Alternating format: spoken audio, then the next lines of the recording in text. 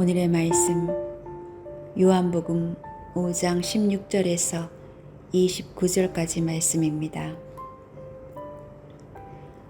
그 일로 유대 사람들은 예수께서 안식일에 그러한 일을 하신다고 해서 그를 박해하였다.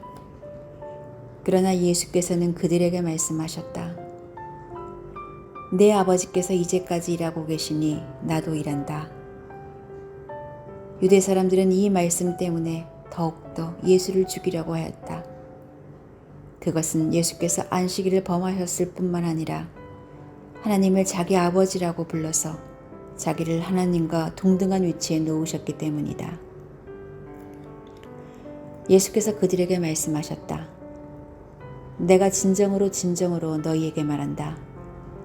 아들은 아버지께서 하시는 것을 보는 대로 따라 할 뿐이요 아무것도 마음대로 할 수 없다. 아버지께서 하시는 일은 무엇이든지 아들도 그대로 한다.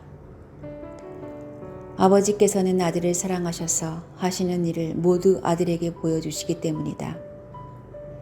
또한 이보다 더 큰 일들을 아들에게 보여주셔서 너희를 놀라게 하실 것이다. 아버지께서 죽은 사람들을 일으켜 살리시니 아들도 자기가 원하는 사람들을 살린다. 아버지께서는 아무도 심판하지 않으시고 심판하시는 일을 모두 아들에게 맡기셨다. 그것은 모든 사람이 아버지를 공경하듯이 아들도 공경하게 하려는 것이다. 아들을 공경하지 않는 사람은 아들을 보내신 아버지도 공경하지 않는다.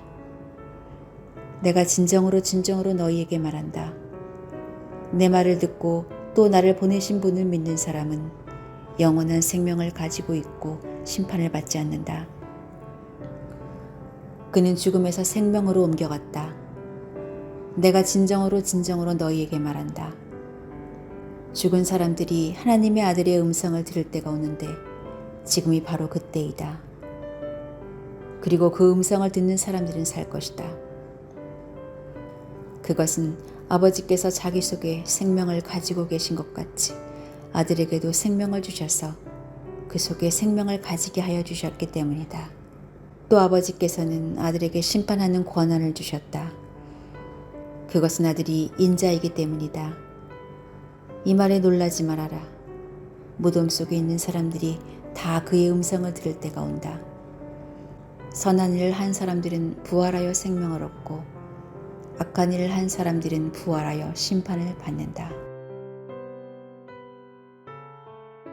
법적 대리인과 상속자로서의 대리인은 많은 부분에 있어서 좀 다릅니다. 일반적으로 법적 대리인들은 권한을 행사하는 사람이 모임에 참석할 수 없을 때 대신 자리를 지키고 권한을 위임한 사람의 지시에 따라 결정을 내리면서 의사를 표현합니다.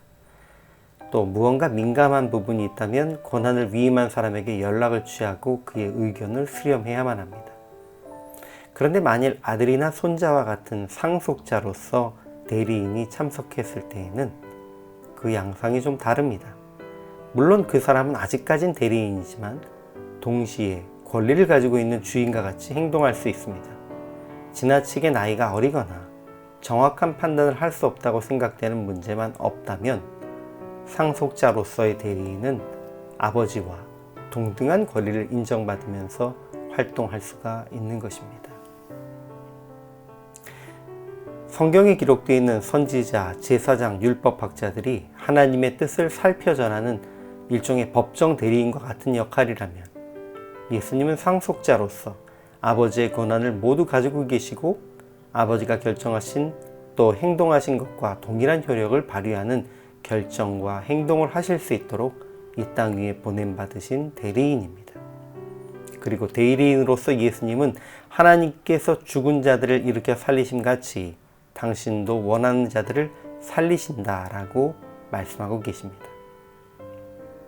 예수님께서 안식일에 병자를 고치시고 또 병을 고치시면서 내 죄가 사함받았다라고 말씀하고 계신 것, 이것은 우연이 아닙니다. 안식일에 일하신다는 이유로 죄를 사하는 권세가 있다고 말씀하시는 이유로 유대인들이 예수님을 박해하고 또 예수님은 이 논쟁을 통해 아버지께서 이제까지 일하시니 나도 일한다. 아버지께서 죽은 자들을 일으켜 살리신 같이 아들도 자기가 원하는 자들을 살린다라면서 구체적으로 하나님과 당신을 동등하게 언급하고 계십니다. 심지어 23절에서는 아들을 공경하지 아니하는 자는 그를 보내신 아버지도 공경하지 아니하느니라 라고까지 말씀하셨습니다. 그래서 유대인들이 예수님을 죽이려고 했던 것입니다. 예수님께서 유대인들이 이렇게 반응하고 문제를 삼을 것이라는 것을 모르셨을 리는 없습니다. 그렇다면 예수님은 이런 위협을 무릅쓰고라도 이 사실을 알리려고 하셨던 것입니다.